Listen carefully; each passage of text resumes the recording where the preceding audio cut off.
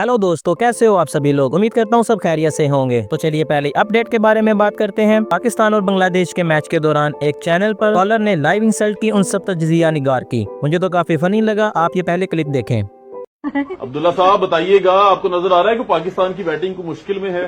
पाकिस्तान की बैटिंग मुश्किल में तो नहीं है, लेकिन मेरी एक बात सुने, आप तस्वीरें कर रहे हैं, मुल्क के हालात कोई नहीं है, थोड़ी भी भैन का कौन थोड़ी सी जज्बाती हुई है। अगर किसी ने सुना है तो भाई ये कॉलर तो थे। तो चलिए अगली न्यूज की तरफ चलते हैं। असद नईम मुगल उर्फ बाबा ओपी लकी भाई के जिगरी यार को भी अब अरेस्ट कर लिया गया है। रिसेंटली वो शारजा गए हुए थे। वापसी पर जैसे ही वो पाकिस्तान एयरपोर्ट लैंड हुए तो एनसीसीआई ने उन्हें अरेस्ट कर लिया। यार ये कितने मजे की न्यूज है। अल्लाह करे ये इकरा कमल और रजब को भी जल्द ही अरेस्ट करें। इसके रिलेटेड मजीद अपडेट किया है मलिक वलीद ने। आप खुद सुन लें इस बारे में उन्होंने क्या कहा। लकी भाई के जिगरी दोस्त बाबा ओपी को भी गिरफ्तार कर लिया गया है। क्या रजब भट्ट को पकड़ने के लिए पाकिस्तान से टीम रवाना होगी यूके के लिए? नाज़रीन, बाबा ओपी जिनका असल नाम असद नईम मुगल है, हमारी तलाक के मुताबिक शारजा से पाकिस्तान आ रहे थे। जब वो पाकिस्तान में लैंड हुए तो पाकिस्तान की साइबर क्राइम एजेंसी की जानिब से उनको गिरफ्तार कर लिया गया। नाज़रीन, उनके ऊपर एफआईआर क्या रजिस्टर की गई है ये तो हमें नहीं पता चला, लेकिन हमें यह पता चला है कि रजब भट्ट को भी यूके से पाकिस्तान लाने की तैयारियां की जा रही हैं। रजब भट्ट के ऊपर जो मुकदमा किया गया है उसमें रजब भट्ट के ऊपर बहुत ज्यादा दफात लगाई गई है। हमारी तलाक के मुताबिक रजब भट्ट के ऊपर सेक्शन 13 लगाई गई है, सेक्शन 14, सेक्शन 26, दफा 294, 294B भी लगाई गई है। रजब भट्ट के ऊपर 420C का मुकदमा भी दर्ज किया गया है।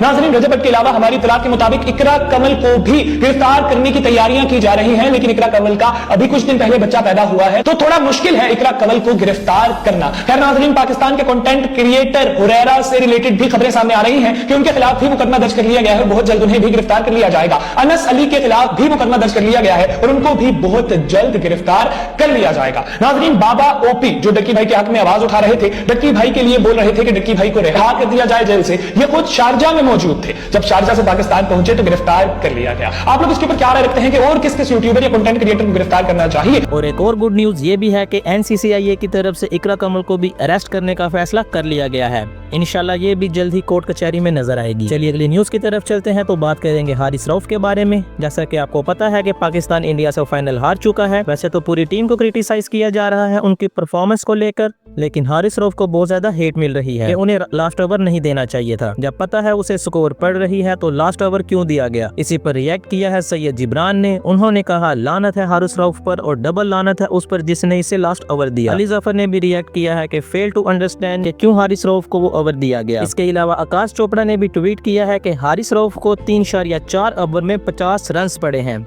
और बाकी बॉलर्स को 16 ओवर में 100 रन। गेम हारने का सारा ब्लेम हारिस रऊफ और सलमान आगा को दिया जा रहा है। इसी को लेकर रिएक्ट किया है मंसूर अली खान ने। आप खुद सुन ले इस बारे में उन्होंने क्या कहा। फाइनल हारने का जो सबसे बड़ा कसूरवार है ना, वो है Salman Ali Agha. Salman Ali Agha the captain, Salman Ali Agha the failed batsman, Salman Ali Agha the flop batsman. कोई कॉमन सेंस नहीं है। आपने पूरा एशिया कप चिंगम खा खा के जो है ना बेड़ागर कर दिया। ठीक है, कोई आपकी बॉडी लैंग्वेज में कोई कॉन्फिडेंस नहीं है। टीम बाकी पूरी खेल रही है, 10 लड़के बाकी पूरा खेल रहे हैं। नहीं खेल रहा तो कोई कप्तान नहीं खेल रहा। मेरा कप्तान इससे ज्यादा एक्सपोज नहीं हो सकता था, मेरा कप्तान इससे ज्यादा ना अहल नहीं हो सकता था। बराए मेहरबानी मेरी आपसे दरख्वास्त है, get rid of him, get rid of him. मुझे नहीं पता, मैंने बिल्कुल मेरी प्रेडिक्शन सही साबित हुई। मैंने पिछले व्लॉग के अंदर बात की थी कि अगर ये कप्तान ना होता ना इसकी टीम में जगह नहीं बनती थी। और जाहिर बात है कप्तान आपने रखा है तो वो कप्तानी तो करे, वो कप्तानी में अपने डिसीजन तो ठीक तरह ले। बाकी सब परफॉर्म कर रहे हैं, बॉलर्स अपनी जगह परफॉर्म कर रहे हैं। आपको पता होना चाहिए यार, आपका अभी 2 स्पिनर्स का एक फर्स्ट क्लास। जेहन में रखिएगा मेरी एक बात, T20 मैचेस जो होते हैं ना, खासतौर पे जब चेजिंग के ऊपर जा रहा होता है, आपने आखिरी ओवर तक डिपेंड नहीं करना होता। जब दूसरी टीम चेस कर रही है और आपने पकड़ के रखा हुआ है, आखिरी ओवर से के बजाय आप third last, second last, fourth last, यानी कि 17वां, 18वां और 19वां ओवर मैच आप यहां पे जीतते हैं। स्पिनर्स जिस तरह पीछे बॉलिंग करा रहे थे, वो 17 रन के बजाय जो हारिस रऊफ को पहले उस स्पेल के अंदर जाके पड़े जिसमें उसको 17 रन पड़े, जो 1 छक्का 2 चौके पड़ गए, अगर वही उसने स्पिनर ने करवाया होता और उसमें उसको 6 पड़ जाता जो पीछे से एक एवरेज चलती आ रही थी, मुसीबत पड़ जाती इंडिया को।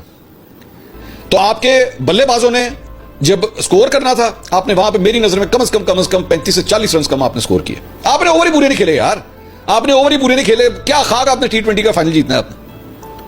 क्या आप इस टीम से एक्सपेक्ट करें जो अपने ओवर ही पूरी नहीं खेलती? तो उसके बाद में मिसाल के तौर पे जो बॉलिंग के डिसीजंस लिए गए, आप इंडिया की बैटिंग के अंदर भी पाकिस्तान की बैटिंग के अंदर भी जो दूसरा हाफ था T20 का, यानी कि 10वें से लेकर 20वें ओवर तक, वहां जाके मैच हारे।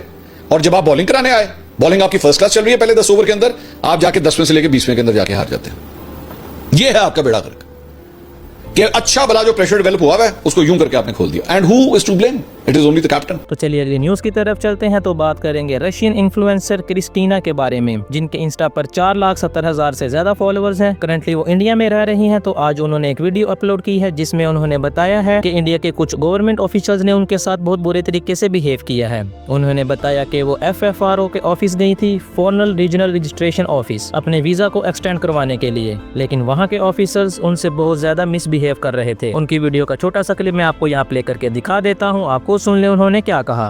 वर्कर्स ऑफ FRRO जो रूम 303 में है, they have the right to take the phone of the person who is applying for visa extension, then check the phone like this, not even showing me what they are checking, different chats, checking some chats, and then asking me question about my private life, and then showing it to another woman like her colleague, and showing something and laughing about it like haha. They think I'm dangerous, like a terrorist or a drug dealer, so they needed to check my phone. So this woman who was near the corner and next to her was sitting another woman. They were sitting next to each other. आपने मुझसे पूछा शायद तब ना, why were you living in different hotels if you stay here in rent Santushti apartment, Vasant Kunj D6? We already know everything. Just tell us the truth. I will publicly say you sorry. I will say yes, I'm a liar. I'm Christina, I'm a liar. I'm prostitute. I'm so gandhi aurat. I should die. I will say this to you. I will ask you sorry. Even I can stand on my knees. If you give me any proof that I was in the 2025 year in Delhi in any hotel, except this when I had fight with Vidik and whatever it happened in Dream House when I was alone and there is all the proof in that hotel, you can go there and ask. If you find any proof, any case that I was in any hotel with any other man except Vidik, I will do whatever you want. Proof, right? Just go to hotel, check the history with whom Christina was staying in this day, this time. It is all written, right? In or cameras also possible to check even anywhere. Anyway, I was trying to extend my visa, but even though they are saying okay, we will help you, don't worry. Why? क्यों तुम्हारे हाथ कांप रहे हैं? क्यों तुम्हारे हाथ कांप रहे हैं? You check my phone, you laugh about ha, see this, and then you ask क्यों मेरे हाथ कांप रहे हैं? You say no, we just want to help you. Sorry, maybe it's not good that such a dirty, filthy person like me stays in your country. Sorry. I applied for exit permit. I will go as soon as you give me exit permit, but please before you. चलिए अगली update की तरफ चलते हैं तो बात करेंगे एला डी वर्मा के बारे में। तो LGBT की इन्फ्लुएंसर्स एला डी वर्मा के पेरेंट्स ट्रोल को रिप्लाई किए हैं। एला डी वर्मा जो कि एक ट्रांस वुमेन है और उनके इंस्टा पर 4,80,000 से ज्यादा फॉलोअर्स हैं। तो बहुत से लोग उन्हें जज करते हैं फॉर बीइंग अ ट्रांस और ऐसे कमेंट्स भी उन्हें करते हैं कि आपके पेरेंट्स को कितना खराब लगता होगा for having a trans child. तो उनके पेरेंट्स ने भी अभी रिप्लाई किया है इन्हीं सब कॉमेंट्स का। आप उनका ये रील देखें, उन्होंने इस बारे में क्या कहा। मैं विकी, मैं वर्षा, और हमारी बेटी एला एक ट्रांस वुमेन है, और हम जैसे पेरेंट्स जिनके बच्चे LGBT हैं, उनका ये फेस्टिव सीजन रिश्तेदार थोड़ा मुश्किल बना सकते हैं। अरे पहले मुझे भी यही लगता था कि सारे रिश्तेदार बैठ के आपस में बातें बनाएंगे, मजमा बनाएंगे कि वर्षा ने अपने बच्चे कैसे पाले हैं। इन रिश्तेदारों के बच्चों के टंटे मैं बताऊं तुम्हें अभी। Calm down Vicky, calm down. ये थोड़े से इमोशनल हो गए, लेकिन पॉइंट तो है, हमारे बच्चे ने तो अपनी खुशी चुनी है, कोई गलत काम थोड़ी करा है, हम क्यों शर्मिंदा होंगे। अरे मुझे तो ये बात नहीं समझ आती कि रिश्तेदारों के सवाल अब कैसे बदल गए। जब वो देव था तब उसके सर्टिफिकेट की, उसके अवार्ड की बात होती थी नहीं होती थी। तो अब वो एला हो गए तो उसकी जेंडर की बात क्यों हो रही है। ट्रांसजेंडर लोगों की लाइफ में उनके जेंडर के अलावा भी और सारी बातें होती हैं, थोड़ा उसका भी हालचाल ले लो। झूठ नहीं बोलूंगा वर्षा, पहले मैं भी कॉन्शियस होता था कि लोग क्या कहेंगे, अरे लंबे बाल किस लिए, नेल पॉलिश किस लिए, लेकिन उसका मैंने सीधा सा ब्रह्मास्त्र निकाल लिया क्योंकि उसे पसंद है। तो चलिए नेक्स्ट अपडेट के बारे में बात करते हैं जो कि अमेरिकन व्लॉगर के बारे में है, जो चाइना में उनकी टेक्नोलॉजी को देखकर शॉक्ड हो गए। चीज भी कोई ऐसी वैसी नहीं है, सच में क्रेजी चीज है। आप खुद उनकी ये वीडियो देखें। I'm in China and they have robotic legs to help you hike. China is so advanced and they said we can try it for free. Yes. Okay. It's named Sport Assist Robot. Sport assist robot. Yes. Okay. It can help you climbing, walking, rounding, and riding. Run. So if I'm running, I can run faster? Yes. No way. Get me on this thing. Okay. I can say it's the best technology in the world. Really? Yes. Sport Robot. So guys, he's connecting the robot now. So I have it around my waist. Yes. It feels pretty light. I think it's like, what, 1.8 kilo? So now he's wrapping it around my kneecaps. Something's happening with the legs. Okay. What? Okay, what am I doing? What's... Okay. Okay. Start to walk. Walking normally. Okay, I'm walking normally. Whoa, oh my gosh! It's like moving for me. It's like easy walking. Okay. In here have AI. Okay. And it can feel you walking frequency. Okay. This robot will fit you, not you fit the robot. This robot will fit you. Okay. So can I run? Yes, you can run. Now? Sure. Now I no, can no, go? No, no, no. The robot is like, I'm putting no effort into running, and I'm like running so good. Wow.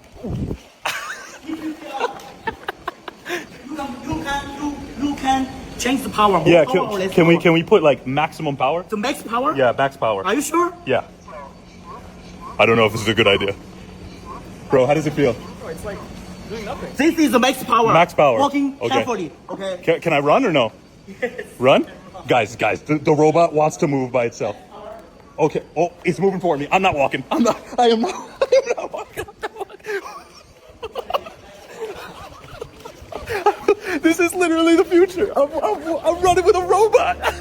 तो चलिए next update की तरफ चलते हैं। तो बात करेंगे Netanyahu के बारे में। रिसेंटली यूएन की मीटिंग थी जिसमें पूरी दुनिया के लीडर्स आते हैं। जब नेतन्याहू स्पीच करने जाते हैं तो ऑलमोस्ट सब के सब वॉकआउट कर जाते हैं। ऑलमोस्ट पूरा हॉल खाली हो जाता है और नेतन्याहू उधर खड़े बस देखते रह जाते हैं। आप उनका एक क्लिप देखें। Please order in hall. Please order in the hall.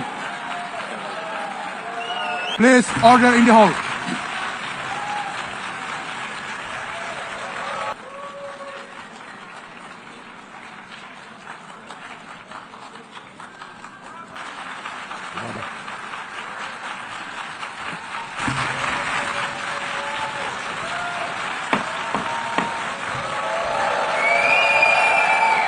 Please please. तो चलिए दोस्तों आज के लिए बस इतना ही। अगर वीडियो अच्छी लगी हो तो वीडियो को लाइक करें और चैनल को सब्सक्राइब करें। मिलते हैं ऐसी अगली वीडियो में। खुदा हाफिज़। करे नींद को तबाह ये लोग वफा लेके जानते देना दगा। ये मौत के कफन में भी नाप दे नफा। मैं बंद कमरे में बैठ के इस दुनिया के सब राज खोलता हूँ। जो हो चुके निराश उनकी आस जोड़ता हूँ। अगर एक की भी जान ये लिखाई बचा पाई तो इस कला के आगे मैं अपने हाथ जोड़ता हूँ। मुझे जिंदगी से क्या चाहिए और जो चाहिए वो चाह